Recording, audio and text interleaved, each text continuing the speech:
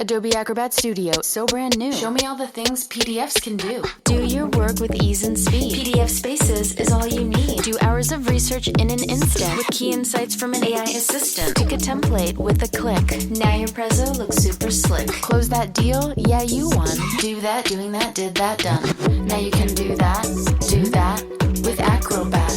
Now you can do that with the all-new Acrobat. It's time to do your best work with the all-new Adobe Acrobat Studio. Tonight's meal, tilapia surprise with boiled cabbage. Begin cooking steps 1 through 50 now. Are you kidding me? Making dinner shouldn't feel like doing a 1,000-piece puzzle. With Blue Apron's new one-pan assemble and bake meals, the hard part's already done. Pre-chopped ingredients, zero stress. Just assemble, bake, and enjoy. No complicated steps, no mountain of dishes. Try Assemble and Bake today. Get 20% off your first 2 orders with code APRON20. Terms and conditions apply. Visit blueapron.com/terms for more. Matter of time, I know you since you were at 20. I was 20 and thought that some years from now a purple little lady will be perfect for dirty old and Hey, useless cool. Well, clowns. it's been a really good tournament so far, hasn't it? We talked last time about how good the first week of matches had been, and I think it's continued in the same vein. Yeah, and you said look forward to the knockout stages, and boy, am I looking forward to the knockout stages. It's been an extraordinary week of drama and fine quality football and amazing goals, and also England played. That's right, yeah. I guess we'll do a similar format to last week, shall we? Should we talk through each of the groups? Now they're all decided and people have gone home and some people are through, and we're recording on this on Thursday night, so we won't be talking about the upcoming Portugal and Czech Republic game. It will have happened by the time you listen to this. But shall we get to England later and we can discuss the wonderful free-flowing football and tiki-taka style and the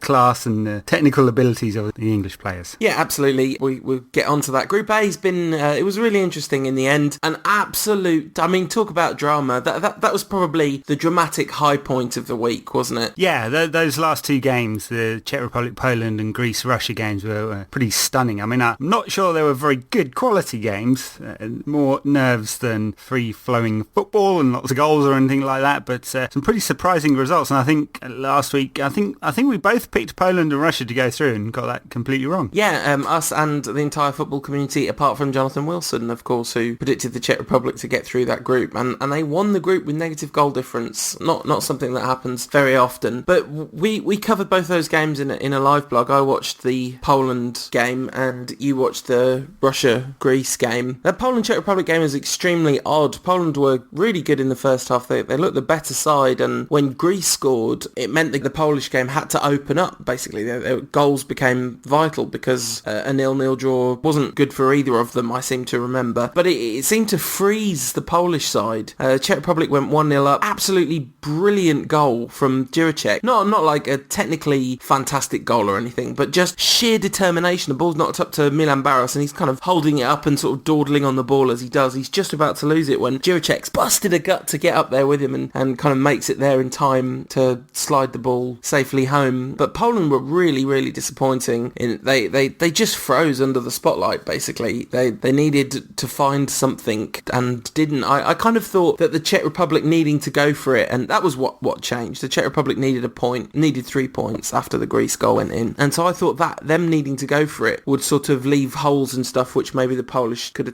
counter-attack and exploit. But all that happened is the Czech Republic needed to go for it, and so they ended up looking much the better side and deserved winners of that group in the end. Obviously they capitulated against Russia, but their performance against Greece and Poland meant that they were kind of worthy winners of the group, I think. Yeah, and I guess Greece the surprise in the other game. Not a surprise in terms of how they played, though. I think different coach these days, and a Portuguese coach in charge, and does that mean they play attacking, exciting Iberian-style football or anything like that? Absolutely not, because they spent the entire first half camped in their own box defending. It's a stunning display, really, and the old cliche of the game 2 halves really did come into it, because Greece had absolutely no intention of doing any attacking at all in the first 45. They just defended. And they got the goal, Karagounis, just before half-time, and they actually opened up a bit in the second half, which was interesting, really. And it was almost as if it could have become a cup tie and Russia, with a greater technical ability and better attacking players, should have taken the game. It was almost as if they just didn't care enough, though. You just kind of felt the impetus had gone out the Russian side, and they just didn't seem like they wanted it. Really, really odd, and looked like they were the best side in the group by quite some distance, but they failed to qualify. Yeah, I mean, I wonder how much of it was that 4-1 in the first game, making them just feel like, oh, brilliant, we'll coast through the group stages now, save a bit of energy for the latter stages. We'll obviously batter Poland and Greece because they're not very good, and we can just,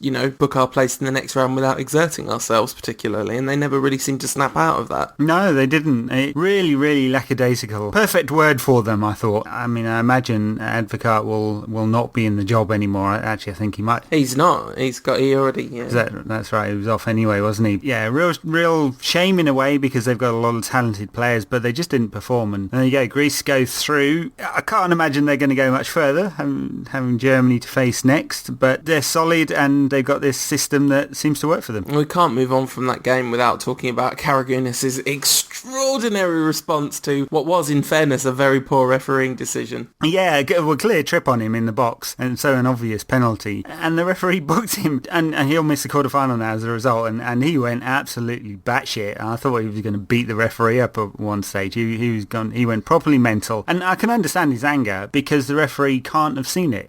He didn't dive. It was a clear trip. It didn't even look like a dive. He didn't even make much of it. He didn't throw his arms up and roll around or anything like that. It was just a clear trip. He didn't make much of that, but boy did he make much of his complaints. He looked like a man possessed. He was crossing himself in astronomical speed, looking to the heavens, wide-eyed, looking for a camera to express his sheer existential angst to, a moment that will live long in the memory. Because I was watching the other game, but suddenly I had both games on, suddenly on the smaller screen appeared the angriest Greek man that I've ever seen. Yeah, well, I don't know, maybe he's a teacher in a part-time, and he'd just been told he got a 60% pay cut or something. I don't know. It was like, it was take to the streets. He was properly angry. And yeah, extraordinary stuff. I mean, it's a terrible refereeing performance, because the referee just guessed, right? And if there's anything worse than making a bad decision, it's making a decision you had no basis for making. And I mean, I kind of hope the ref doesn't get another game, but that's not necessarily the case, because UEFA do tend to back the referees. So Group B, I mean, Group B's been completely different, hasn't it? And Netherlands out, deservedly so, no points, lost all 3 games.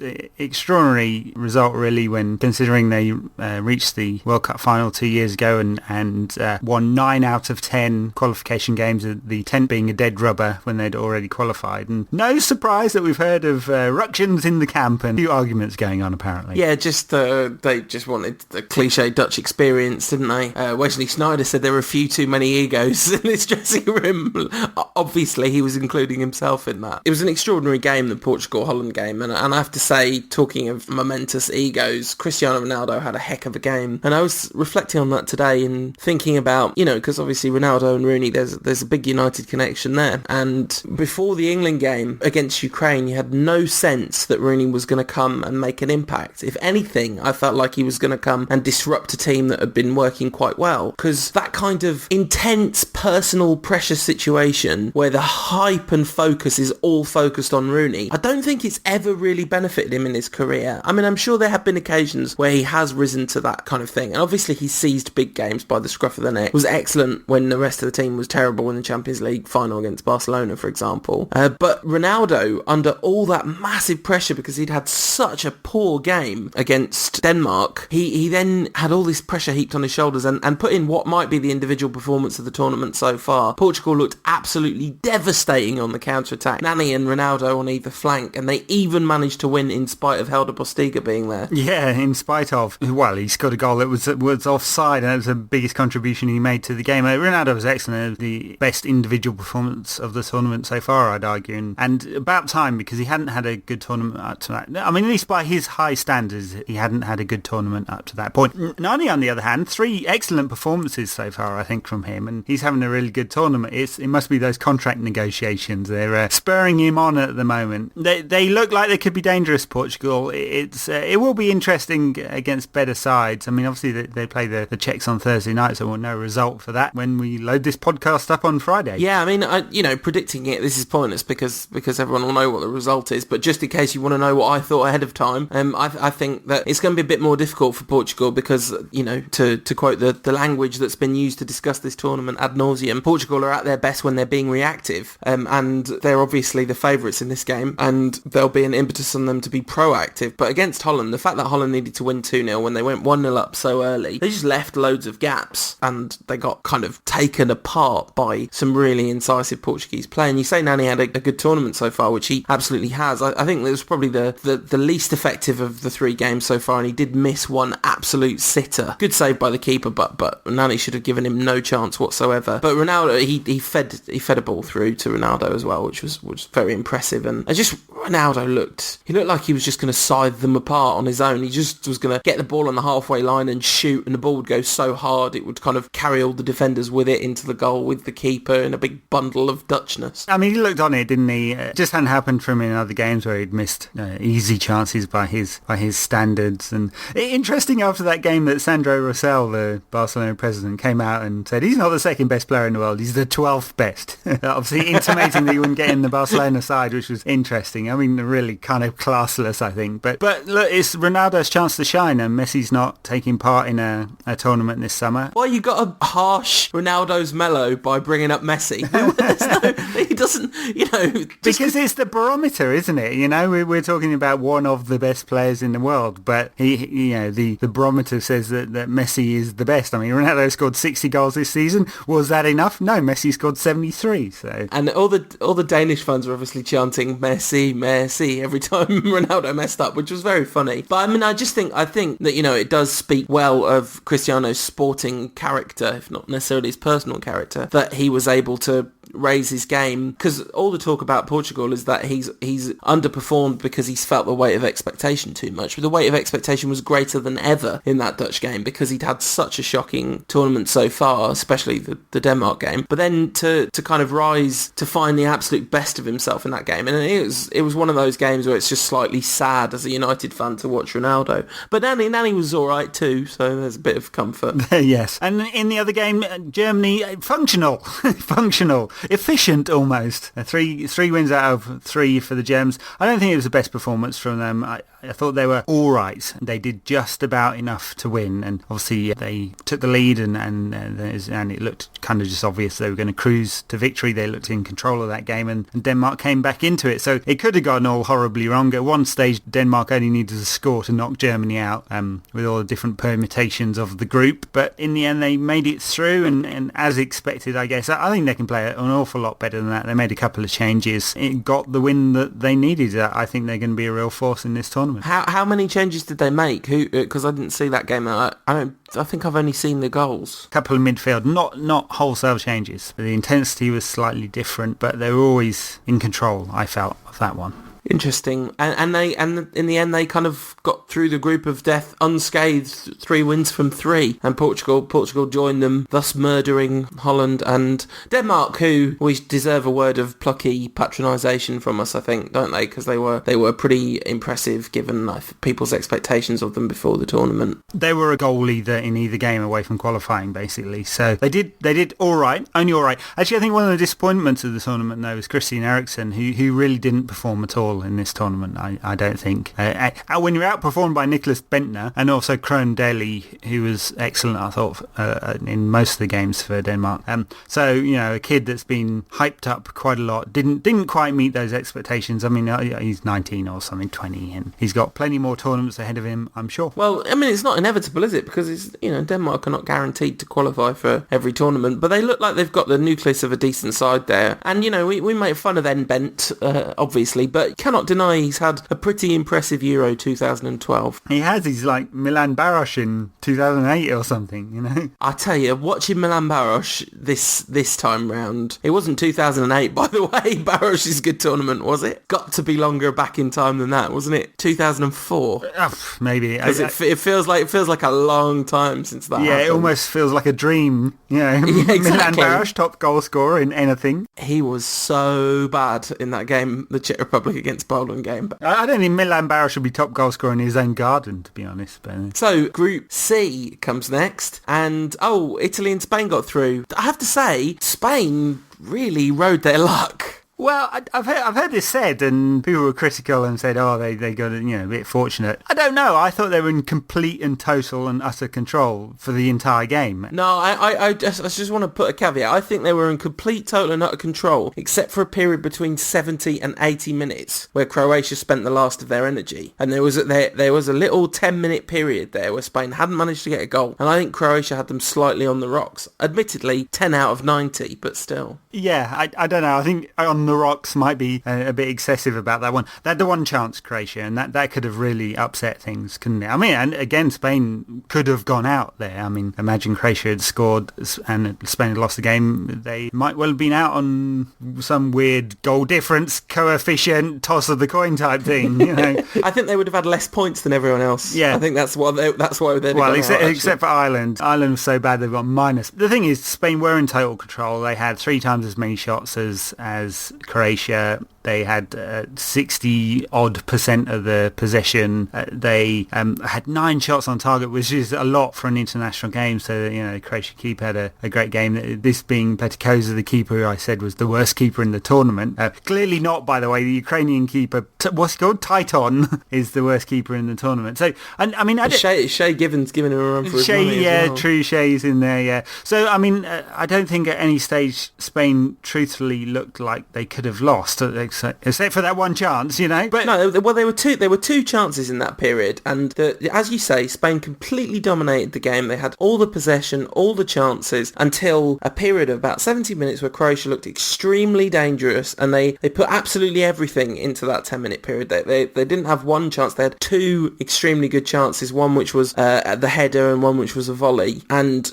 in the end the finishes were slightly disappointing, and Casillas had fairly easy saves to make, and so they weren't able to put that kind of backs against the wall and then break out to effect. But I do think Spain rode their luck because of not having been able to unlock the door in that first 70 minutes. They did put themselves in a slightly precarious position. However, after that 10-minute period, Croatia looked absolutely exhausted. It really did look like, having run around for the previous 70 minutes without the ball, it just took it completely out of them, and they looked punch drunk by the time Spain got their winner. Yeah, well, and there was no time for them to come back either. Of course, Spain won the game with no strikers on the pitch. Surprise, surprise. They went back to having a striker for the game against Ireland, and that obviously worked for them. And then they tried for an hour or so against Croatia, decided that didn't work for them, and went back to having a bunch of 3-foot-tall midfielders running around in forward positions. So it'll be interesting to see what they do in the knockout stages, actually, because I don't think it's obvious that Torres will get a game here. And there's definitely 2 distinct camps in the tactical thinking from Del Bosque, and he might not do it. I mean, I think against France, playing the false 9 makes complete sense anyway, doesn't it? Because to kind of just dominate possession and decimate their energy levels and all that kind of thing is probably going to be the route to victory. And actually, I was thinking about our debate. We listeners will be glad to hear we continued the debate on Saturday morning. We were both sat in front of our computers with heat maps open, arguing about the relative merits of the false 9. And clearly, in that last 10 minutes against Croatia, they were able to use that to full advantage, to take advantage of how exhausted Croatia were. We were like 2 boor architects discussing the merits of a line. Yeah, absolutely. It's like pointing at the corner of the box saying, look, that's clearly a darker red than the equivalent on the Spanish side. It worked very nicely in that last 10 minutes for Spain, that no strikers and the 4-5-1 naught, as I'm going to call it from now on. Right, okay, you're copywriting that one, aren't you? Yeah, absolutely. Italy qualified for that group in second place. I didn't see the game, but I understand the Mario Balotelli goal was a particular highlight. Yeah, on the volley, falling over, of course, that was almost the highlight. The actual highlight was Mario Balotelli's celebration, who looked like a man demented who wanted to go up to the coach and probably lay a couple of haymakers on the coach's chin. He got grabbed by one of his teammates, and no idea what he was shouting as well, because the teammate put his hand over his mouth as well. So this is Balotelli being a child, obviously wanting to have a strop because he'd been dropped and came off the bench to score that goal. But a fine goal, yeah. No, sort of flying volley. Not as good as Ibrahimovic's goal in the other group. Could not believe my luck. Zlatan Ibrahimovic has scored a better goal than his 2004 goal. The man is in a one-man war against Marco van Basten to claim the throne of best ever Euros goal. Yeah, well, he's not going to do that, but a solid win for Italy, I thought. I mean, they were never in any danger of not winning that game. Oh, a word for Ireland. And the Keane stuff, we didn't talk about that, did we? Well, Roy Keane, we talked about his scowl a little bit last week, and it's just been getting more and more intense. I mean, you almost feel that Keane's become a parody of himself, of course, and everyone's expecting him to launch into the tirade against Ireland. And for the most part, he's pretty calm about it, and he's not Mr. Angry about this. He's just utterly dismissive of Ireland's approach to it, and he's dismissive of any kind of patronising notion of aren't they great fans? I mean, they were great fans, singing and being really loud. Interesting story that German TV apparently turned off the commentary so the viewers could just listen to the singing. You wish that ITV would do that too. You certainly do, and the BBC, in fact. Well, the BBC, you can use the red button to turn off the commentary, but you can't see the HD pictures then, which is rather a shame. Yeah, that's not worth it. The Irish fans all singing "F you, Roy Keane, we'll sing what we like" in the last game, which I thought was quite amusing, really. There is a split camp here. I mean, I know of course. Yeah, some people think Keane's right that the mentality of we're going to be lucky losers and just go for the crack and the beer isn't good enough, and this is the argument Keane's been having with the FAI for over a decade, right? Since he stormed out in Saipan in the 2002 World Cup, he's been saying the same thing. It's what he said then. It's exactly what he's been saying ever since. Yeah, and there was a split camp then, and there's a split camp now. I mean, I don't know what you want from your fans if your team is technically way behind the teams they're playing against, and you can't... Oh, sorry, I'm interrupting, but the thing is, he's not actually having to go at the fans. What he's saying is, don't patronise Ireland by saying they're great fans. We don't want great fans, we want a great team, Yeah. And I don't think he's actually having a go at the fans there. He's having a go at the team and the management. I don't think he's having a go at the fans either, but I just think it's a bit harsh. I think, so Ireland are technically a long way behind. They're a small country. Football's not the number one sport in the country, as my understanding of it. It's certainly up against a lot stiffer competition than it is elsewhere in Europe. I mean, a lot of comparisons were made when they played Croatia because they're countries of similar sizes, but it's a totally different footballing heritage, So that's why I think it's a little harsh of Roy Keane. But the thing is, asking Roy Keane not to expect perfection of others is just asking the impossible, because the man is hardwired to victory. Yeah, it's very frustrating for him. I'm sure that there's basically a whole bunch of mediocre players in the Ireland side, and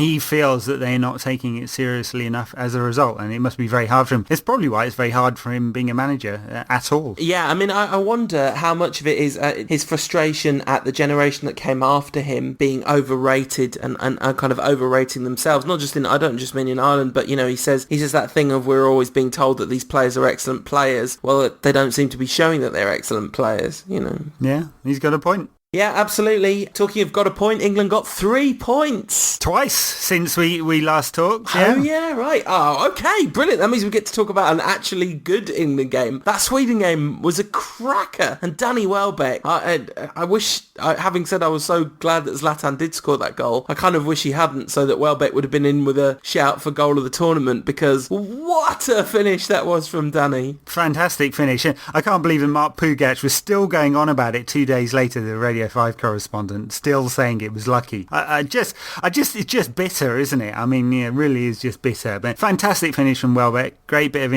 improvisation. Really good that all his teammates came out and said he does that all the time in training anyway. And a great game, great piece of entertainment, I thought. I mean, the amount of chances. I mean, if you're a coach, you probably wouldn't be very happy because the technical quality was really low and the defending was horrendous on both sides. Just really, really poor. The amount of mistakes that led to chances and goals. But a really good, entertaining game, I thought. And not necessarily because England are the most fluid side in the tournament. In fact, you had two very unfluid sides, and they were both guilty of hitting the ball forward way too early and losing possession as a result. But really entertaining, and it has obviously brought a load of confidence to the England squad. I think it was Barney Roney, the Guardian's Barney Roney, who tweeted, "It's a really good league, the Championship, isn't it?" So yeah, it's sarcasm, but it's not that far off. I've got to say, it wasn't a good quality game at all. I mean, it was lower Premier League standard in terms of the type of football that was played, I think. Yeah, just the thing that made it stand out was there was a few incredibly technically gifted players on the park that they wouldn't have been in that level, because, I mean, Zlatan had a pretty good game, unable to influence the result in the end, but like Danny's talent shone through at the last minute. And I have to say, I know you didn't like it when I said I was impressed with England the week before. I was impressed with England again in that game. I felt like that was a win they wouldn't have got under other circumstances. That there are managers that have, I'm not sure Sven's England or Capello's England would have won that game. I'm pretty sure McLaren's England wouldn't have been eligible to compete in it. Well, yeah, this is true. I mean, look, they came back from 2-1 down, and certainly at 2-1 when Sweden scored, they didn't look like there was any way back into the game for England, given they were making so many defensive mistakes. And that was a real problem, right? I mean, the back four was all over the place. We've talked a lot about England's two banks of four, but they're not quite functioning in the same way. I think the midfield bank of four, in terms, this is defensive tactics I'm talking about, not attacking tactics, because none of that's working very well, apart from the crossing. But defensively, the midfield bank of four is working well. But the defensive bank of four was all over the shop against Sweden, and it was a massive problem. They tightened up against Ukraine. They kind of had to because they didn't have the ball at all.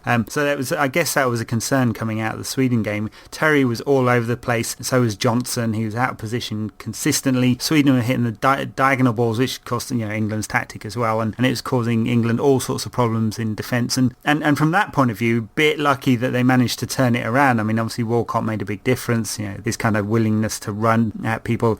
Interesting, he only touched the ball 3 times, Walcott did, in 6 minutes. He scored 1 goal, it took a large deflection, and then he made another, a big impact in such a short space of time. Well, I think if you're, as a United fan, saying that they can't go on about Welbeck's goal being half an accident, you're not allowed to say that it took a large deflection, because I think it took a very slight deflection, if you look at the thing. Wrong-footed the keeper. It did wrong-foot the keeper, but I wonder how much the curl on the ball would have wrong-footed the keeper anyway, but Walcott's face after the goal suggested that perhaps he didn't mean that quite the extent that Welbeck meant his. I just think that if you're not English and you're listening to this, you might not realise quite how little English managers have made substitutions which have changed games in the last, 2 decades, something like that. There has been a startling lack of appropriate and impressive use of substitutions. Actually, Roy Hodgson's substitutions have been, by and large, excellent in this tournament, and he did change that game when England were down by 2-1. He made a difference,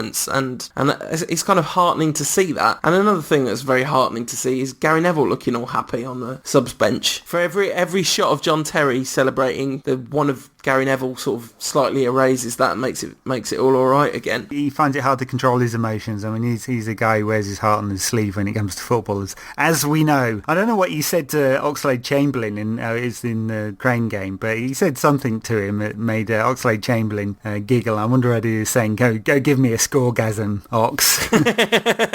Good stuff from Neville. It was interesting. I thought the strike partnership, we've talked about Welbeck, he wasn't threatening as such when he had the ball. I mean, he played a lot of that game with his back to goal, linking up play, and he came deep quite often. I mean, you look at his stats, this is off the top of my head, but I think I'm right in saying he touched the ball 25 times, and on 24 occasions he managed to lay it off or pass or do something correct with it. So it was very impressive leading of the line and linking between midfield and attack. Andy Carroll, on the other hand, not. That's kind of what you get with Carroll, isn't it? There's nothing neat and tidy about it at all. You just have to hit his head at some point. I mean, it's an absolutely phenomenal header. Oh, phenomenal. The Andy Carroll goal. Is one of the better headers you're likely to see, really. It was almost Ronaldo-esque. Those enormous neck muscles straining. He did make an overall positive contribution to that game. The problem is England give the ball away so much when he's playing, and when he came on against the Ukraine, it was an absolute parody of what you'd expect for Andy Carroll coming on to a bunch of exhausted England players, because they just kept launching at his head from as far away as they could. Yeah. And as a result, he couldn't do anything with it. But I thought, actually, I think there's been a lot of comparison, and Welbeck had the better game against Sweden, but I don't think Carroll had a bad game. I think his overall contribution to, in terms of creating space, and made a bit of a difference. I don't know. I mean, you could have picked out almost anything to say then other than creating space. He doesn't move, so I'm not quite sure he creates space. Great with a goal. I mean, that ball's travelled 50 yards, the deepest of deep crosses, and he didn't move at all. He's just stood there. So I think the problem with Andy Carroll is that he causes all sorts of problems for the England side tactically. I mean, they just can't help themselves but launch it at him, and then he's not really a proper number 9. It doesn't stick. I mean, he gave the ball away more than half the time, and I just think that's a real problem. They're too tempted to hit it early and long, and he can't play that either. So for all his physicality, he actually needs something different. He needs crosses going in, which has actually been England's most successful tactic. I think 4 of the 5 goals England have scored have come from crosses in one shape or another. Yeah, Steven Gerrard is having a very, very impressive tournament tournament, I think. I think he's exceeding expectations in terms of his tactical discipline in that bank of four when England are defending, although obviously he made mistakes in that first game. But his delivery from set pieces has been really extraordinary, actually. Really extraordinary. Just incredibly consistent in a way that I didn't realise was part of his game, because I'm not being funny, I really don't watch Liverpool very often. I watch them when they play us, and that's about it. And he's certainly never really been like that for England, as I can remember. But like every time he gets a set piece, England look dangerous. Yeah, he's put some really good balls in. I mean, he's got 3 assists now, hasn't he? Set pieces and crosses from the right wing. He has been more disciplined.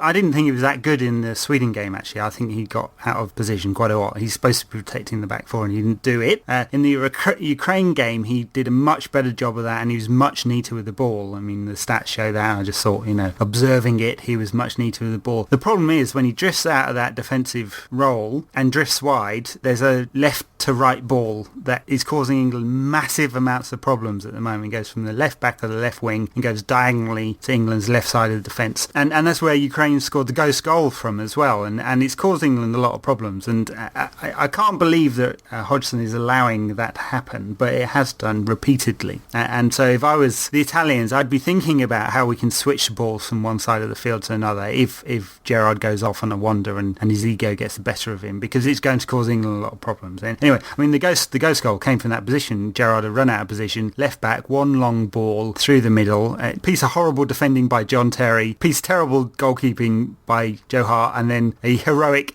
didn't quite get there in time, piece of defending by Terry to finish it off. And there you go. Anyway, I mean, I agree Gerrard's had an excellent tournament. I just think he's a player playing out of position, so he's been excellent, but there have been some errors as well. I think this is probably it for England. I don't see him getting past Italy. I don't think it's impossible, but I don't actually think that's what's going to happen. You have to say that winning the group is massively above par for England. Getting beat by Italy in the quarterfinals, having won the group, is an above par result for Roy Hodgson. England have probably exceeded expectations. I think that the expectations have been exceeded. I mean, yes, in terms of the results, although I think England have ridden their luck a little bit with those results, but probably more in terms of there seems to be some kind of unity within the squad, which hasn't happened at many tournaments. And I don't know what Hodgson's done, but it feels like there's some unity. No one's tried to take over the team, John Terry's been in his box, and there's all the right noises coming out of the camp. And so that's an impressive thing, and there's a lot of credit has to go to Hodgson for that. I think it could have gone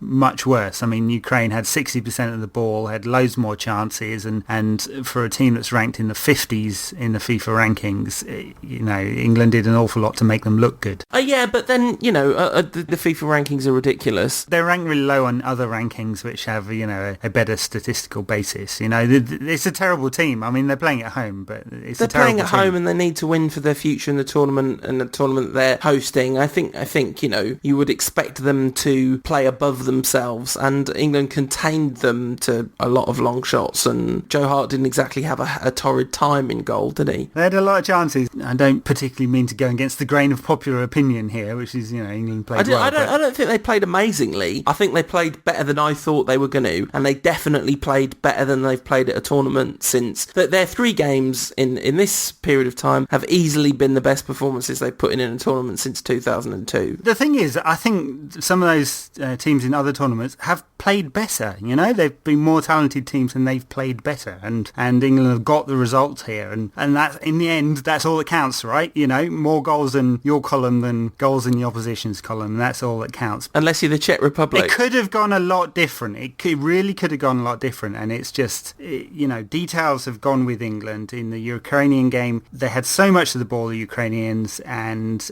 created a lot of chances, and it could have gone very different if they'd scored the goals. They didn't, and ditto in the France game. And with Sweden, like one goal here or there would have changed the nature of that game. And as I said on Twitter, if you can't be a great coach, at least you can be a lucky coach, to bastardise the old Napoleon phrase. He's getting the fortune as well as getting the tactics right for what England is as a squad and as a team, which is limited, so, and which is great if you can be lucky. Logically, it's going to run out against Italy because England are only going to have 35% of the ball. Yeah, maybe. They could also raise their game, and it's going to be fascinating, that game. I guess we'll do a bit of a preview of the quarterfinals shortly. A word on Rooney, because that's the thing that could make a difference in terms of level of performance, because he had a classic 2011-12 Rooney game. Terrible all game, gets the vital goal. That's basically what he did for us all season, isn't it? He didn't have a good game. I mean, how can you expect it? I mean, I know all the hype was built up, and then Hodgson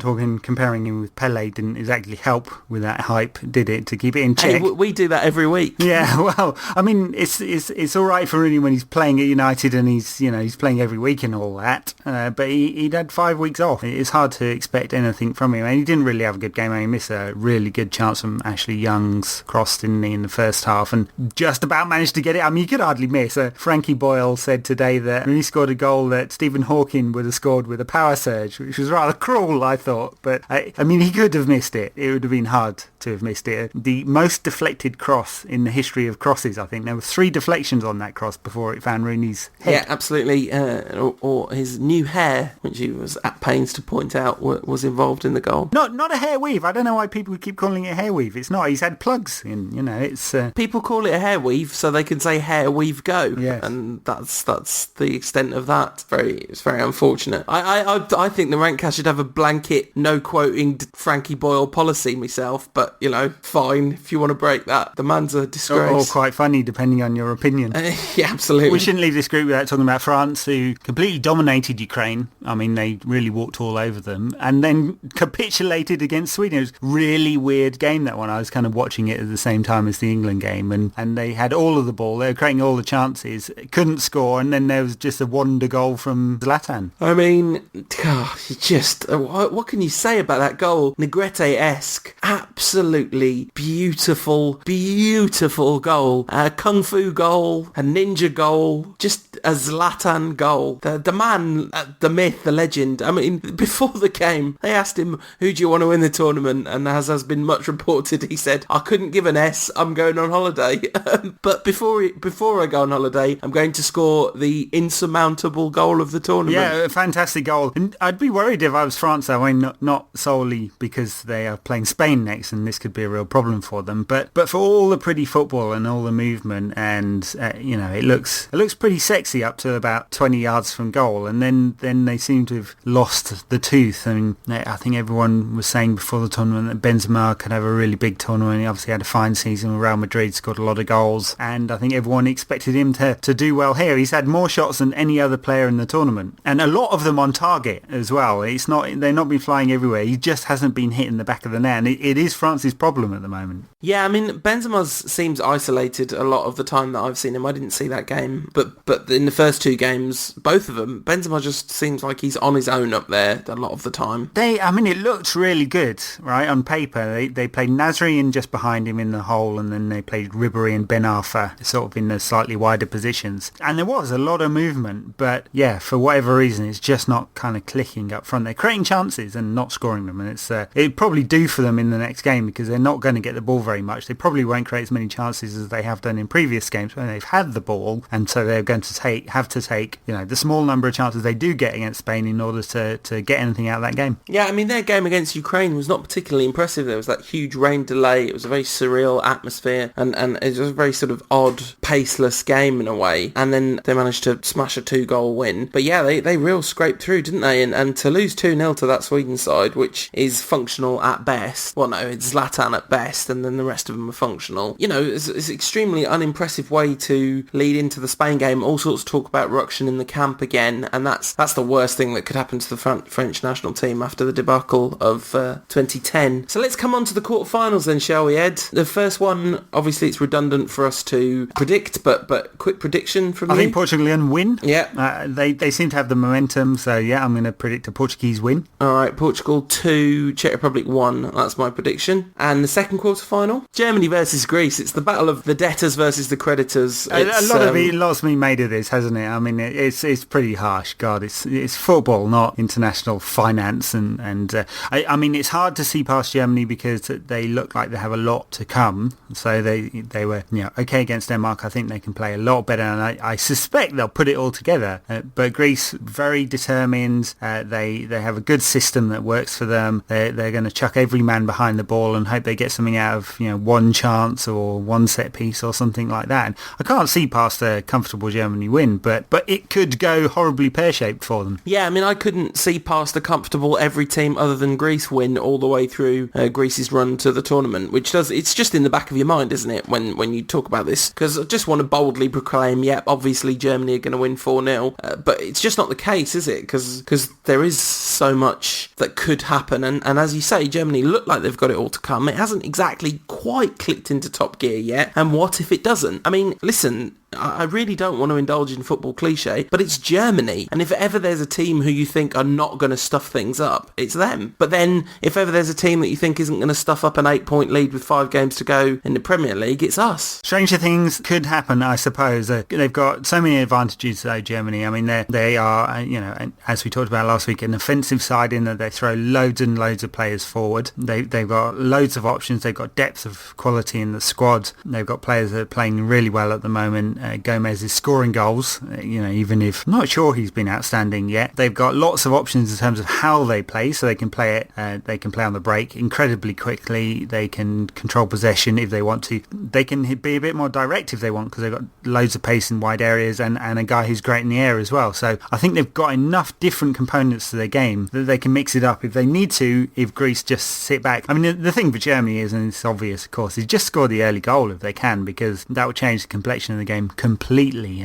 But if it goes past half time and it's still 0-0, or God forbid for the Germans, Greece have nicked one off a corner or something, then we could have a shock on our hands. You never know. Yeah, it's not impossible. I guess if France beat Spain, you'd have to consider that a pretty significant shock. Spain have not been at their imperious best in this tournament, but then they've never really looked in jeopardy except for 10 minutes against Croatia, as I said. You wonder if they're almost going to be more, I don't hate to be all little Englander about this, but are they almost going to be more pleased to be facing France than facing England, because France are not going to sit back and just soak up. France will leave more gaps than England would, even though they're also obviously more of a threat going forward, or you'd imagine on paper they're more of a threat going forward, although I guess they've scored less goals than England so far in this tournament. I mean, I suppose the one thing is Spain would be confident of having like 70-odd% of possession against England. Of course they would. I mean, it's just natural, and I think a couple of Spanish players said they'd rather play England. So it'll be a different style of game, clearly, because France don't play a style of football that's that far different from Spain, whereas England do.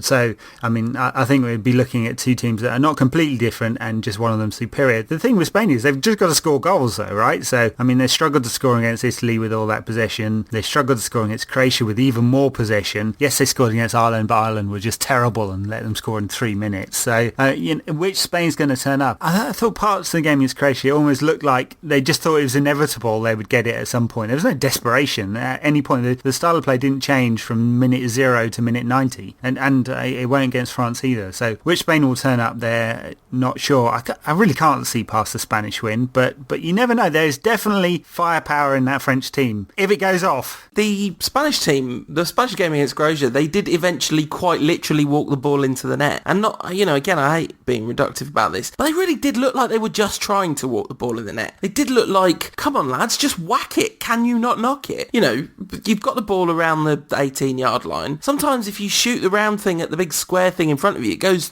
past the standy bloke into the back, and that's good. Well, I thought when Navas had scored from 1 yard out, I thought it was disgraceful he didn't get down on his knees and head it in. I mean, clearly had to do that. That's the one opportunity he would have got to do it. Yeah, that was poor decision making from the lad. Of course, he could have made another pass at that point. The ball's on the line. He could have passed it again. I suspect that Spain will win that game. I'm definitely not banking on France to win. And France have been my sort of biggest disappointment of the tournament so far, really. They've not exploded at all. And if all the pieces fall into place, they can make a very uncomfortable night for Spain. In theory, yes. Definitely possible. Spain, who've not had an uncomfortable night for quite some time. And then talking of uncomfortable nights, I think this is it for Hodgson's Brave Lions. I think the Italians have just got... There's too much nous, there's too much ball control, there's too much passing ability, there's too much firepower in that Italian side. The only thing is they might stuff up a load of chances and then England nick one on the break. Or England might raise their game and actually be able to keep the ball. I'm fascinated to see the tactical battle in this game. Obviously, obviously England will play a 4-4-2, but what kind of 4-4-2? Will it be a Walcott, Oxlade-Chamberlain style? And actually that might be quite good, especially if the Italians play 3-5-2, because then you ping the wing-backs back because they've actually got something to think about. If you've got Young on one flank, Walcott on the other, that could work in England's favour tactically, but then are England just going to be hopelessly outgunned in the midfield? Well, I mean, he's not going to play Walcott and Oxlade-Chamberlain. He'll play Milner for sure. His first name on the team sheet. He likes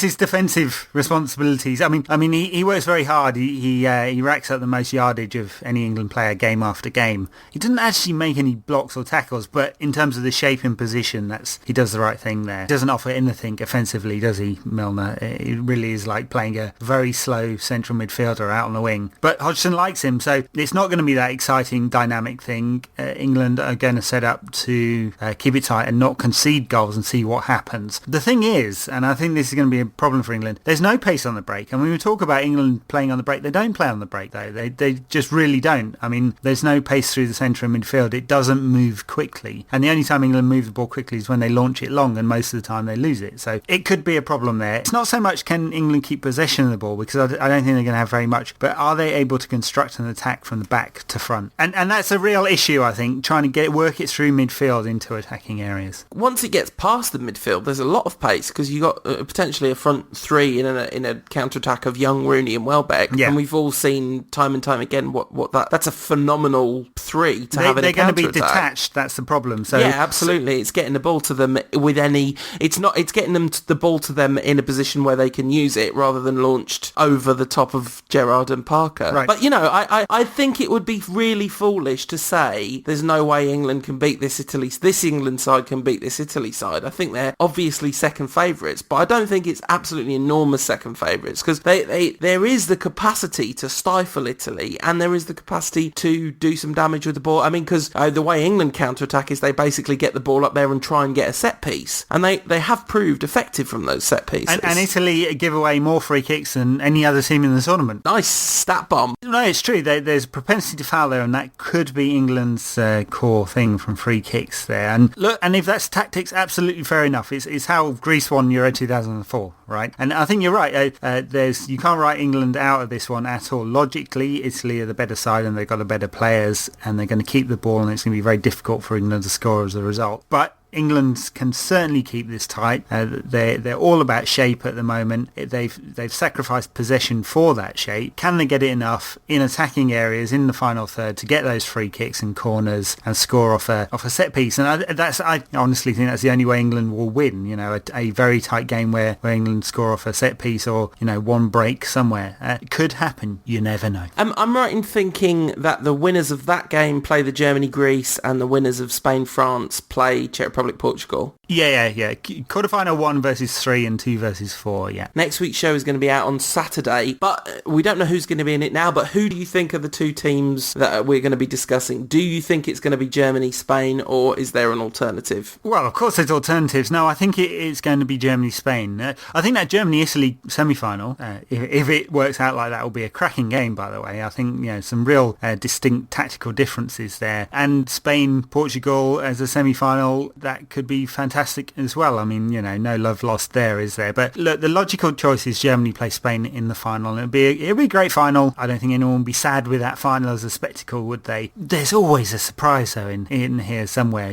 Where's the surprise going to be? I wonder whether we'll get more of a surprise in the quarters. Yeah, that's my prediction: Spain, Germany. Yeah, I mean that's the logical prediction. That's the prediction, makes sense. But last week I said that I have a weird sneaky feeling about Italy winning this tournament, so I'm going to predict an Italy-Spain final. It's not a prediction that my head is involved in too much of a strong way, because I do think Germany in some ways are the class of the field. They're certainly my favourite team in this tournament, not necessarily the team I most want to win, but the team I most enjoy watching. I think probably Germany, because I have got that slight sense of ennui watching Spain, that everyone's talking about. There is something fundamentally disheartening about the beauty they represent. I'm trying to draw an aesthetic comparison comparison with a perfect work of art that somehow lacks the spark of soul that it needs. There's no punk rock mixed in with the classical orchestra. There's no dab of a harsh diagonal expressionist line mixed in with the beautiful Renaissance art. I think the thing that's missing so often from those Spain games is the contest, right? And that's what football's about. When one team has the ball for 70% of the time and it's this kind of metronomic back and forth, there's no contest there, right? I mean, there might be a contest for the result, but there's no contest in terms of the pattern of play. And I don't think they're boring as a result, but I think it doesn't make their games as exciting as some others. And I agree with you. I think Germany are the best side to watch from that point of view. I think there's more excitement. They have, as I said, different patterns of play, and they do mix it up, and that makes them very good to watch. Yeah, absolutely. And there's been a lot of teams that are good to watch in this tournament, and the tournament's been magnificent. I mean, I've really been enjoying it, and I found myself wanting England to win when they've been playing, which I wasn't necessarily expecting before the tournament. I've been thinking a lot about why that is, and I think basically it comes down to when I was little, I used to want England to win.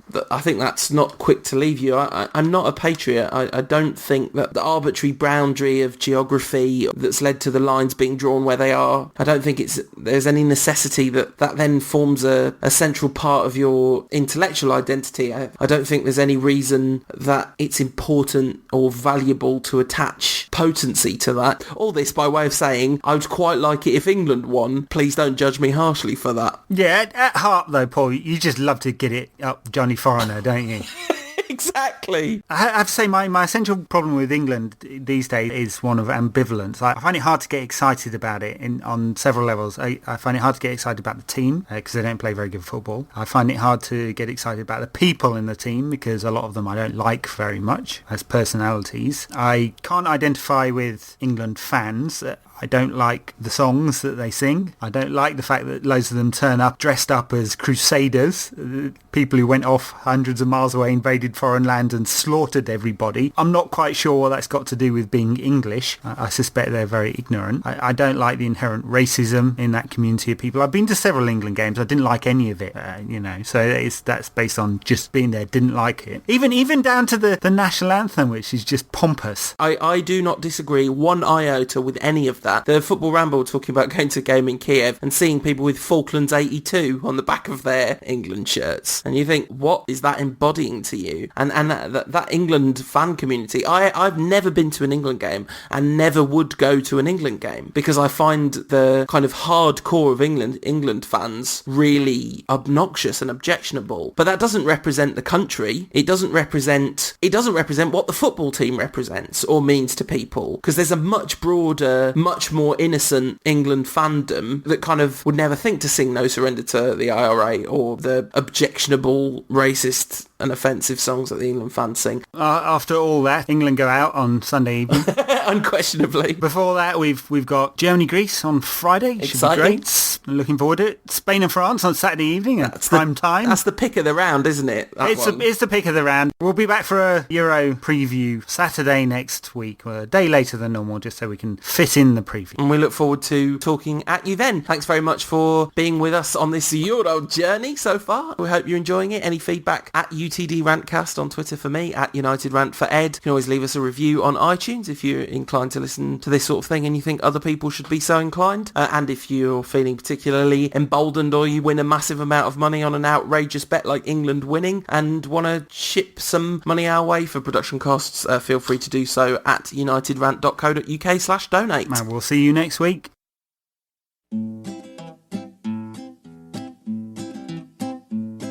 Start wearing purple, wearing purple. Start wearing purple for me now. All your sanity and wits, they will all vanish, I promise. It's just a matter of time. So yeah, start wearing purple, wearing purple. Start wearing purple for me now. All your sanity and wits, they will all vanish, I promise. It's just a matter of time. I know you since you were at 20.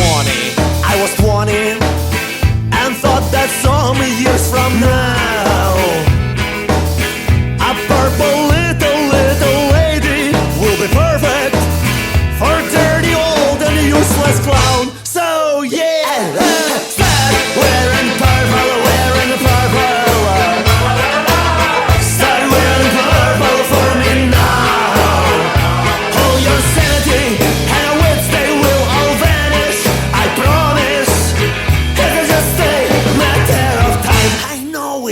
from Diogenes to the Foucault, from Ложечкин до паспорту. И я клянусь, обоссав два пальца, что ты, что музыка пошла от звука в мух. Start wearing purple, wearing purple. Na-da-da-da. Start wearing purple for me now. All your city and with they will all vanish. I promise. It's just a matter of time. This podcast is part of the Sports Social Podcast Network.